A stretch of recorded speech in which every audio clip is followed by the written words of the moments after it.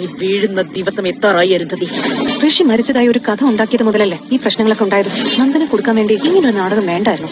Hello, അങ്ങനെ സുഗമോ ദേവി പുതിയ പ്രമോല നമ്മുടെ പ്രഭാവതി അരുന്ധതിനെ വിളിച്ചിട്ട് പറയുന്നുണ്ട്, നീ നിർത്തിക്കോടി, നിന്റെ അവസാന ആടി ഇനി വരാൻ പോകുന്നതെന്നൊക്കെ പറഞ്ഞ് കുറെ ഭീഷണിപ്പെടുത്തുന്നുണ്ടേ നമ്മുടെ അരുന്ധതിനെ.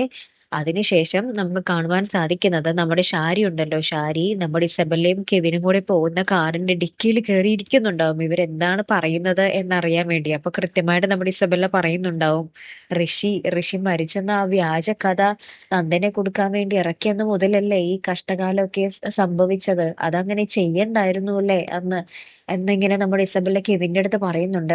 ഇത് കേട്ട് നമ്മുടെ ഷാരി കാറിന്റെ ബാക്കിൽ ഡിക്കിയിൽ ഇരിക്കുന്നുണ്ട്. ഇത് കേട്ട് ഞെട്ടി നിൽക്കുന്നുണ്ട്. ഇനി എന്തായിരിക്കും വരാൻ പോകുന്നത്? ഇക്കാര്യം ഉറപ്പായിട്ട് നമ്മുടെ ശാരി നമ്മുടെ ദേവികേനെ അറിയിക്കും.